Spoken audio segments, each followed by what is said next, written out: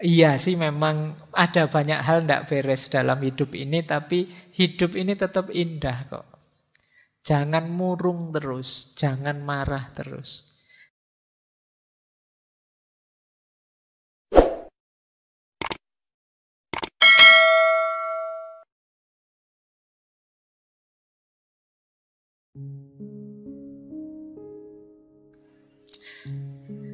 Saya awali dari sini ya. Saya tidak sengaja tadi membaca bukunya Catherine Rando tentang 7 tipe kepribadian. Salah satu di antara 7 ini tipe stoik. Nanti kita lihat ya, teman-teman ini kepribadian yang bagaimana. Jadi ada 7 tipe kepribadian. Yang pertama idealis, yang kedua realis, yang ketiga pragmatis, yang keempat visioner, yang kelima dissenter, yang keenam kuesioner, dan yang ketujuh stoik. Jadi ada 7 tipe. Sebenarnya banyak teori-teori semacam ini, tapi coba kita lihat yang versi ini ya. Nanti untuk bahan introspeksi kita, aku itu orang yang seperti apa? Yang nomor 1 orang idealis.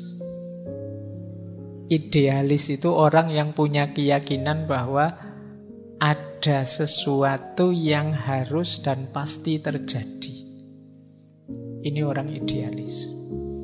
Hidupnya harus begini, harus begitu, itu orang idealis. Nah, orang seperti ini itu bagus, tapi kadang-kadang dia jadi rentan. Ketika cocok dengan idealismenya, itu dia terus mudah dipengaruhi. Dalam rangka mewujudkan idealismenya, itu dia jadi rentan. Kadang-kadang mudah tertipu, mudah dipengaruhi. Nah, ini yang sering dimanfaatkan oleh promosi-promosi dan lain sebagainya. Misalnya kalian punya idealisme, punya tubuh yang ideal, body goal misalnya. Hari ini kan banyak istilah-istilah seperti itu. Terus kamu diet lah, senam lah, dan lain sebagainya demi ini. Tidak salah, tapi kadang-kadang ada sampai tataran idealis, harus begitu, harus begini. Nah, ini kita rentan mudah dimanipulasi. Jadi mudah ditipu orang karena idealisme kita. Yang kedua, kadang-kadang para idealis ini mimpinya besar, agak jauh dari realitas. Namanya idealis, kata dasarnya ide, hidupnya di angan-angan. Nah, ini yang sering jadi masalah. Karena ya betapapun kita harus menghadapi kenyataan. Ada banyak di sekeliling kita orang-orang yang terjebak dalam idealismenya dan sulit menghadapi kenyataan hidup. Nah, kita orang seperti itu apa tidak, ya monggo teman-teman refleksi sendiri ya. Untuk mengatasi agar tidak terlalu idealis, di buku itu disarankan coba lebih sering mempertanyakan diri, lebih sering mengambil jarak, kemudian berefleksi, apa seharusnya aku begini, apa seharusnya dalam hidup itu seperti ini. Nah, ini bagi orang-orang yang merasa idealis. Ya sopo ngerti nanti tiba-tiba temanmu mengkritik dirimu, wah kamu itu terlalu idealis. Nah, coba kamu refleksi ya. Aku disebut idealis itu kira-kira di titik mana? Mana dari ideku atau gagasanku yang tidak membumi? Ini tipe pertama. Biasanya mahasiswa-mahasiswa banyak yang tipenya idealis. Masih pikirannya melangit. Nah, itu cirinya idealis. Ya enggak apa-apa, memang semangat muda kan begitu. Ingin mengubah dunia. Baik, yang kedua, kebalikannya idealis, kelompok realis. Kelompok realis ini berhenti hanya pada fakta dan kenyataan. tidak punya visi ke depan, tidak suka hal-hal yang emosional, perubahan, pengembangan, dan lain sebagainya. Ini orang realis. Ya kalau kalian kadang-kadang kan ketika terlalu idealis, terus temenmu ngajak, mbok kita itu yang realistis. Nah, tapi kalau kebablasan realistis, kita jadi orang realis. Orang realis itu ya wis, pokoknya hidup ini lihat saja kenyataan apa adanya dan terima.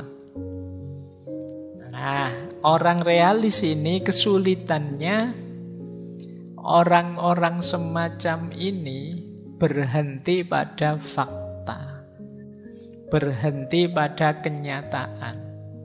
Dia tidak punya mimpi besar. Jadi hidupnya ya sudahlah, hidup mengalir sajalah, diikuti saja kenyataan hidup. Kalau kalian punya prinsip seperti ini, kemungkinan kamu termasuk kelompok realis. Diterima saja kenyataan kalau kita itu situasinya begini, kalau kita itu dari banyak sisi menyedihkan, mengenaskan. Nah ini biasanya ciri-ciri cara berpikir seperti ini, cirinya orang realis. Kalau teman-teman punya gaya berpikir seperti ini, yo, ayo introspeksi ya. Bukan berarti hidup itu berarti kita tidak realistis, Pak. Yo yang realistis, tapi jangan berlebihan di situ. Kenyataan harus kita terima, tapi bukan berarti kita menyerah, tidak berjuang, tidak punya cita-cita, tidak punya visi ke depan lagi. Baik, itu kebalikannya idealis. Ini orang-orang realis. Kalau di buku itu disarankan coba sekali-sekali kita bertindak sesuai mimpi kita, keinginan kita. Sekali-sekali punyalah mimpi, sekali-sekali hidupkan intuisi kita untuk bermimpi. Nah, kadang-kadang kan orang itu bermimpi saja tidak berani. Kamu kan mungkin kadang-kadang pingin ini, pingin itu, tapi kamu tepis sendiri. Ah, apa ya mungkin. Saya itu pingin kaya raya, Pak.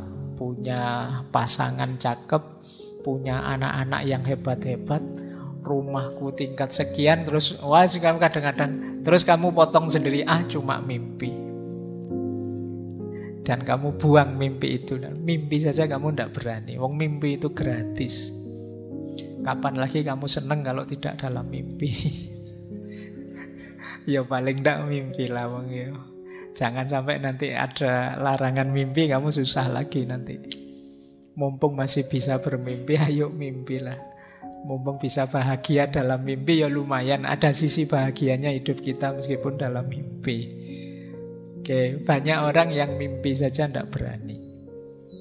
Kamu bermimpilah setinggi langit tidak apa-apa, tapi ketika menjalani hidup ya pertimbangkan kenyataan juga, biar tidak terjebak jadi orang realis atau orang idealis.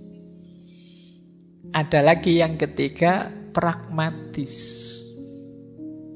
Kalau pragmatis ini definisinya orang yang bisa realis, bisa idealis, tergantung tujuannya. Ada yang mendefinisikan begini, kalau idealis itu menolak sisi praktis demi prinsip-prinsip. Kalau pragmatis itu menolak prinsip-prinsip demi yang praktis-praktis. Orang sering bilang orang pragmatis itu yang penting tujuannya. Jadi dia bisa saja sangat idealis, bisa saja sangat realistis, tergantung tujuannya apa. Ini pragmatis. Jadi sudahlah Pak, yang penting kan saya paham. Nah, sudahlah Pak, yang penting kan saya bisa kaya. Yang penting kan mimpiku terwujud. Ini namanya pragmatis. Fokus pada hasil. Entah lewat jalan apa. Ini pragmatis.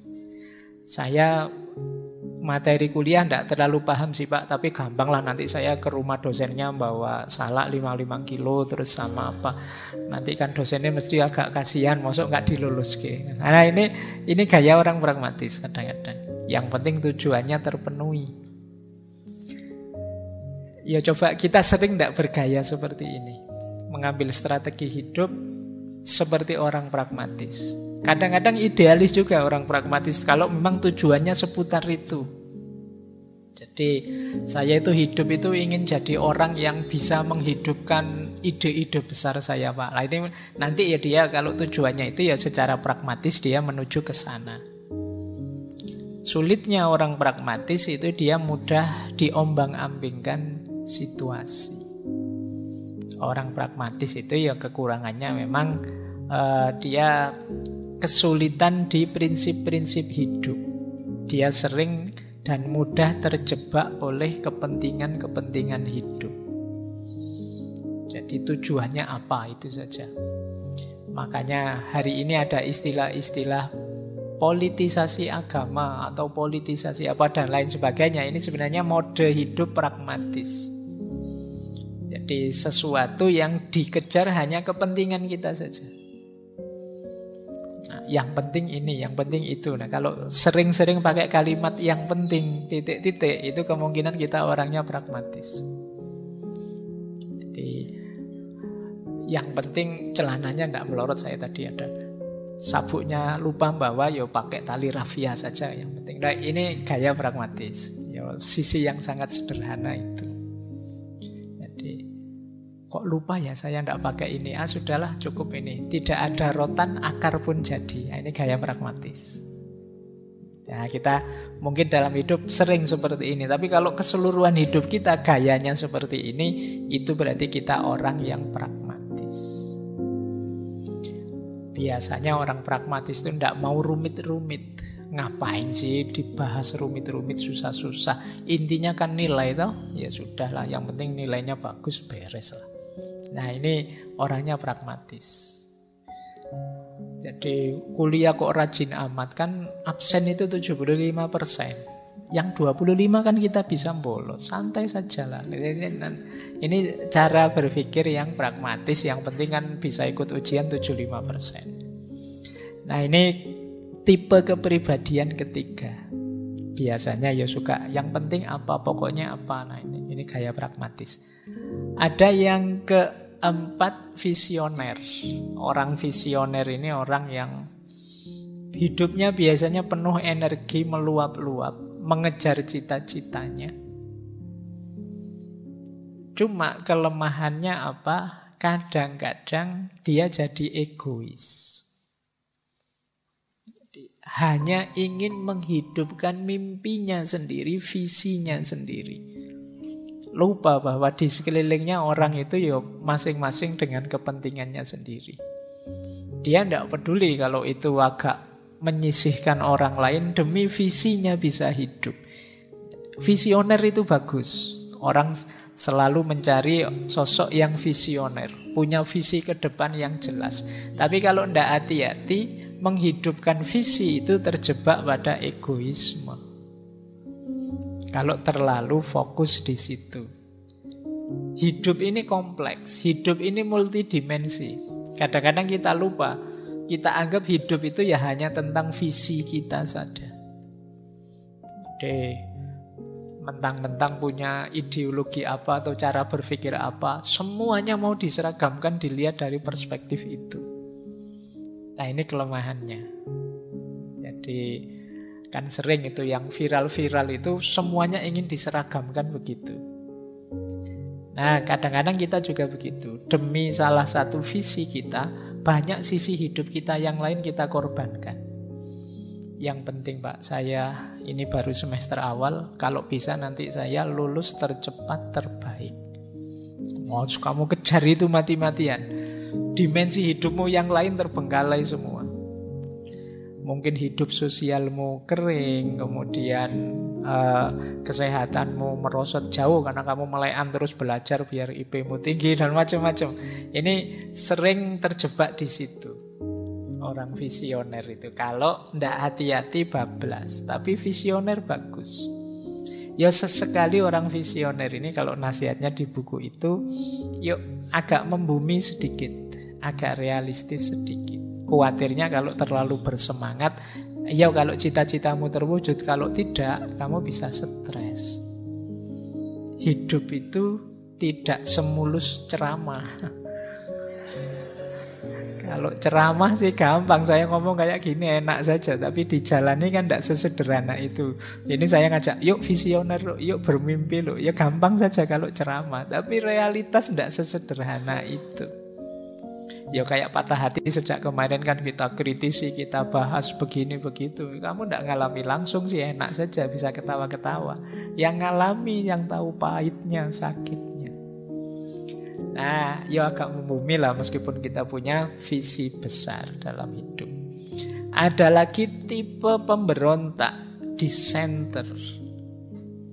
Tipe pemberontak ini tipe yang berpikirnya agak negatif. Menganggap pokoknya manusia itu palsu, masyarakat itu tidak jujur. Dia ingin keluar dari sistem, dia ingin out of box. Ini tipe pemberontak. Bagus karena dia kritis, tapi juga harus hati-hati karena biasanya orang yang menyendiri itu dapat label negatif dari masyarakat. Berarti mentalnya harus kuat. Pemberontak itu ya harus siap di stigma macam-macam.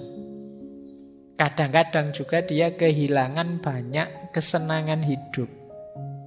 Yang lain asik-asik ngopi, sini yang jungkir balik protes lah, dilaporkan polisi lah dan lain sebagainya. Ini tipe dissenter memang seperti itu polanya. Ya kalau siap mental ya ayo monggo.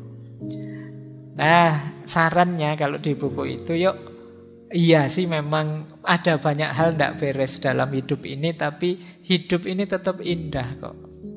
Jangan murung terus, jangan marah terus. Tipe dissenternya tipe orang-orang yang marah, tipe orang-orang yang tidak puas dengan yang terjadi di sekelilingnya. Ya sekali-sekali hidup itu ya jangan begitu terus. Ya mungkin pada saatnya di timing yang tepat kita marah, kita protes, kita komplain, tapi di saat yang lain ya kita menikmati hidup lah. Nah itu sarannya untuk yang dissenter. Terus ada lagi tipe kuesioner. Ini para filosof banyak yang seperti ini. Tipe kuesioner itu tipe yang skeptik, selalu ragu, bertanya dan mempertanyakan. Apa-apa ingin dia tahu sampai dalam. Bagus. Khususnya untuk mahasiswa filsafat yang belajar filsafat, dalam banyak hal kita memang perlu kedalaman. Tapi yo tidak harus semuanya diperdalam, nanti kamu capek, waktumu habis. Kalau kamu diskusi filsafat terus, ngopinya kapan? Santai-santaimu kapan? Tapi memang ada orang yang tipe kuesioner ini. Apa-apa ditanyakan. Diajak ngopi pun hakikatnya kopi itu apa kira-kira? Oh no. Jadi apa makna dari kebersamaan kita nongkrong di kafe ini misalnya. Jadi apa-apa ingin dibahas dalam. Nah di buku itu dijelaskan khawatirnya nanti kita melewatkan banyak hal. Kita tidak menikmati hidup. Jangan-jangan kamu asik diskusi filsafat, tidak sadar umurmu tambah.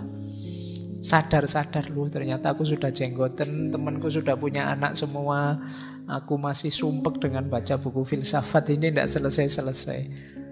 Nah, banyak hal terlewatkan dalam hidupmu. Jadi ayolah sadari bahwa tidak semua hal harus didalami. Banyak hal yang ya memang hanya sampai di situ maknanya. Jadi kadang-kadang kan ada orang itu berlebihan. Saya ingat ada anekdot itu.